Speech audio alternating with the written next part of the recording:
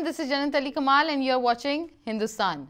The relationship between Sri Lanka and Hindustan has always been characterized by surprises, setback and progress. There have been several bilateral visits between the top leadership of both countries in the recent past, and it appears to outweigh the setbacks. In today's program, we will be discussing ups and downs of Indo-Sri Lanka relationship.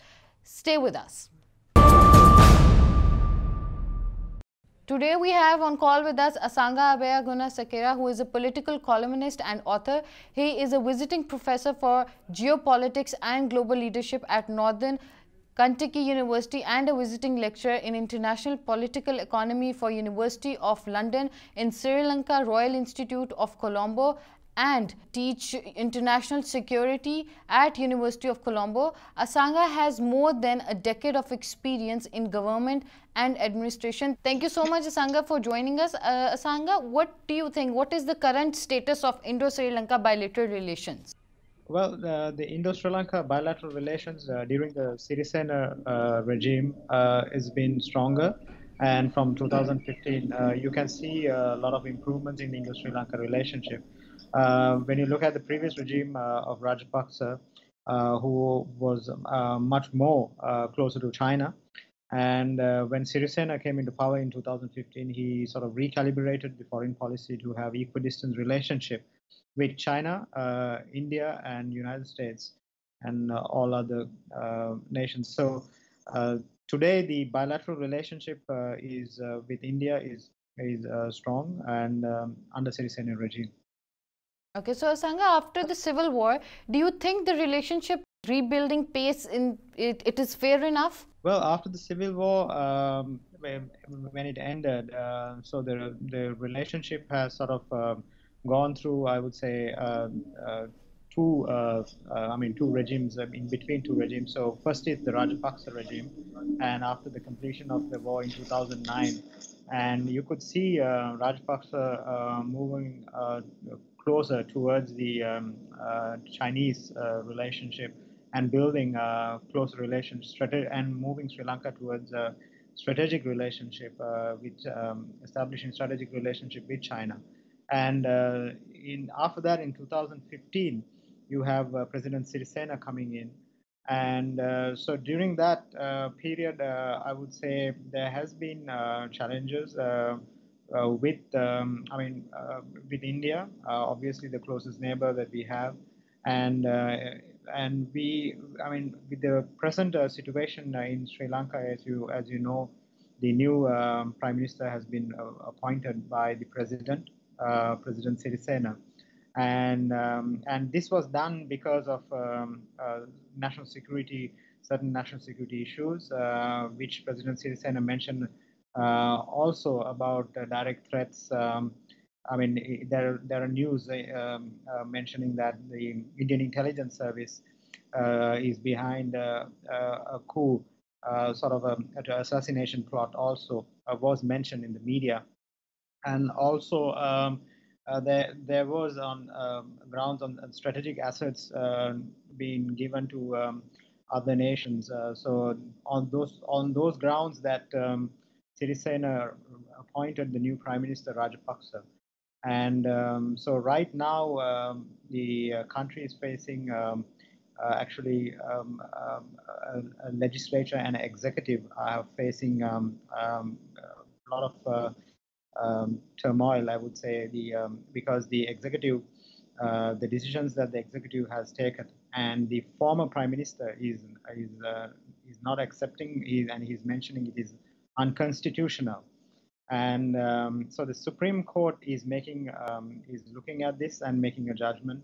And on the 4th, 5th, 6th, this will be taken at the Supreme Court and will be given some sort of hearing on this. So the whole country is actually facing a bit of I would say a serious political turmoil. Does the relationship between Sri Lanka and Hindustan remain exceptional during Modi's government? Well, if you look at well, I have written about this in the Modi doctrine, the foreign policy of in the book on Prime Minister Modi's, about the relationship during Prime Minister Modi's time Actually, President Sirisena, I mean, he's a well-experienced politician who has a long experience in politics, and also Prime Minister Modi, who actually has built the much stronger relationship now. So during Modi, Asanga, Modi we will government, continue the answer of this question right after a short break. Asanga, we will start with your answer again. Yeah, so there is, I would say, during the Modi government, there was much stronger political as well as trade and relationship. And there was Prime Minister Modi visited the country. I mean, after a long time, a Prime Minister has visited, and which was appreciated by President Sirisena. And there have been strong relationship between the two countries during the Modi government. And this has been sort of I mean, it has been quite strong, the relationship, until the I mean, last month, I would say, the visits of former President Rajapaksa to New Delhi, as well as the former Prime Minister to New Delhi, and also I would say the political situation that is unfolding now. So until that time, there's been stronger relationship, but now I would say we'd have to see. But India's position right now is not to intervene in the domestic issues of Sri Lanka, and which is a good position that India has taken. Are the economic ties between Hindustan and Sri Lanka satisfactory? Is there any possibility that China's interest and investment in Sri Lanka? If you look at the largest trading partner with Sri Lanka is used to be India for many years, and China took this position. Now the largest trading partner with Sri Lanka is China from last year. And anyway, both countries, we have, I mean, our exports are much less, and we import much more. Will this be a matter of concern for Hindustan? Well, if you look at it, of course, the Chinese projects that is in the country, and Chinese investments that is in the country are much more larger in terms of I mean, infrastructure developments from Hambantota to various other developments. So which is, you cannot compare the Indian investments and the Chinese investment, because the Chinese investments are much more greater. And if you look at if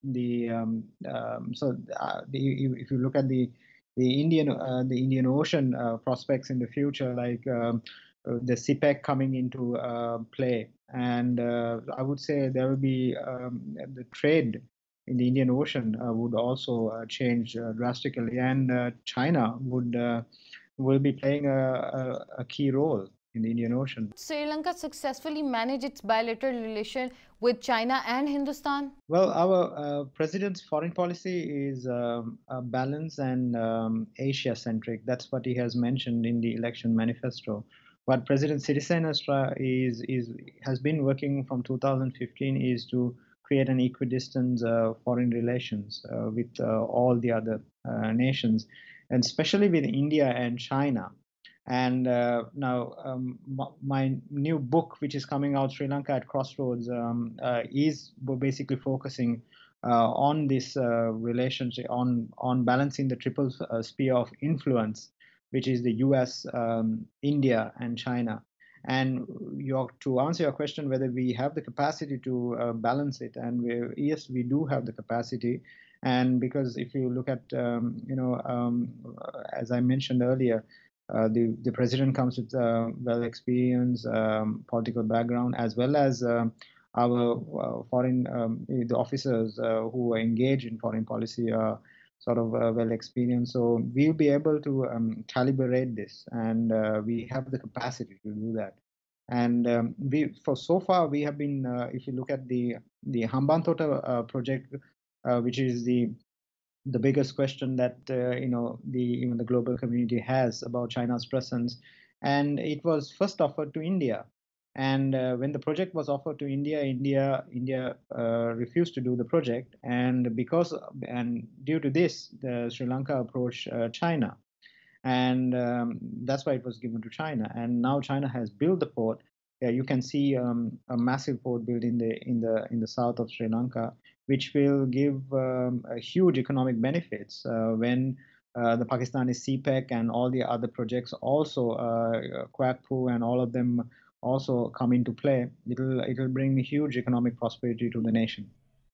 We will get to know more about Indo-Sri Lanka relationship from Asanga after a short break. Sri Lanka is seen as an important hub on the maritime Silk Road by China, while Hindustan is also seeking the dominance of Indian Ocean. How important is Sri Lanka's role in maritime economy and the geopolitics of Indian Ocean? Well, if you look at Sri Lanka from the ancient time, the Sri Lanka's geostrategic position has been important to the entire world. We have played a huge role from the ancient time because of our geostrategic position. And Sri Lanka's, we don't need to promote Sri Lanka as a hub because we are already a hub in the Indian Ocean, and because of our geographical position. So therefore, the maritime Silk Road, which has been there in the ancient time, the Chinese sort of revisiting this project, and Sri Lanka would have to play a key role. And Sri Lanka is very happy to do that. And Sri Lanka was one of the first to support when the MSR was launched by President Xi back then. And it was one of the first countries to support this initiative.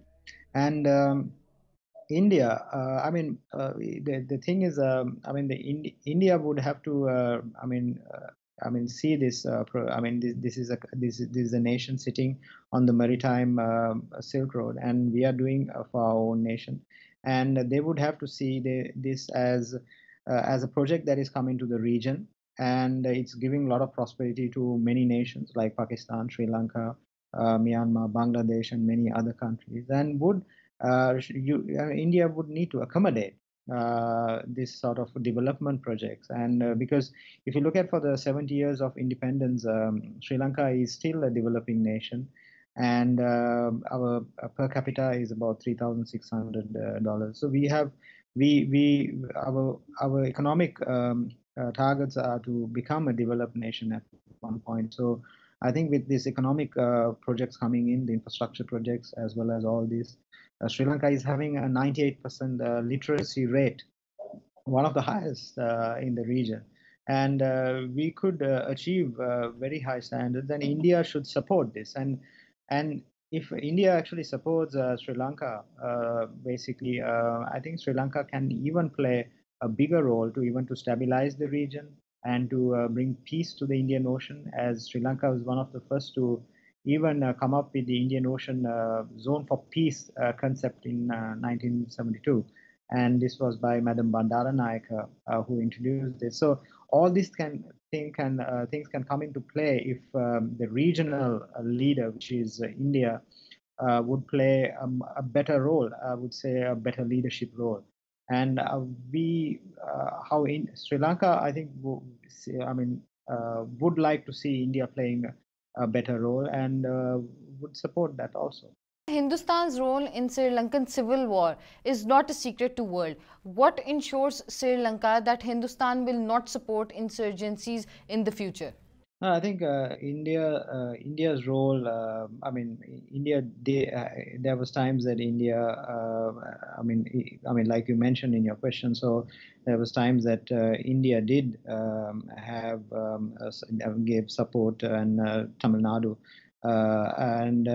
So there were times that India did support the Sri Lankan war and our military, and for us to win the war. So and not only India but Pakistan, China, many other nations did support, because we were fighting one of the ruthless terrorist organizations in the world, the LTTE.